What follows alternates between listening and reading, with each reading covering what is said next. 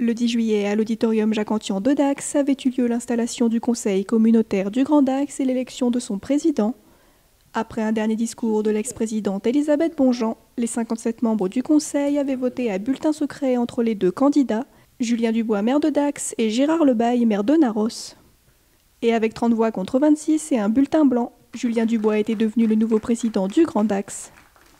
C'était effectivement une satisfaction puisque c'est un objectif que nous poursuivions parce qu'effectivement, au gré des compétences qui sont transférées de la ville à l'agglomération, nous avions le souhait de pouvoir aider à porter des projets aussi au niveau de l'agglomération et puis proposer une nouvelle gouvernance, une nouvelle manière de porter les projets, de les prendre dès leur base avec le Conseil des maires pour que tout le monde ait réellement son mot à dire dans cette agglomération du Grand Dax.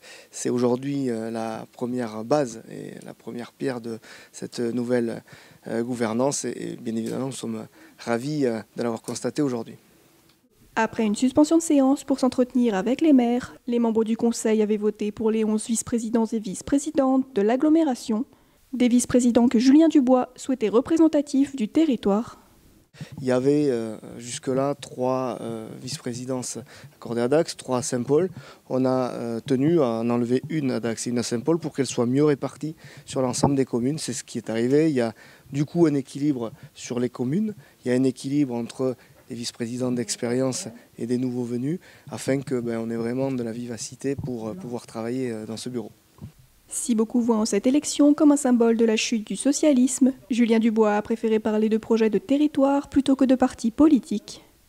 Ce qui fait le ciment de tous les élus communautaires qui ont siégé pour la première fois aujourd'hui, c'est le projet pour leur territoire, c'est la manière dont ils vont se projeter sur un mandat de 6 ans pour établir quels sont les équipements structurants qui seront à déterminer comment on va se mouvoir sur l'agglomération, sur ce territoire si important. Et quand on arrive à parler de projet, on arrive à parler de gouvernance ouverte, je crois qu'il y a des gens qui adhèrent depuis tout type de partis parce que c'est vraiment ça qui les intéresse, c'est de pouvoir faire progresser le territoire.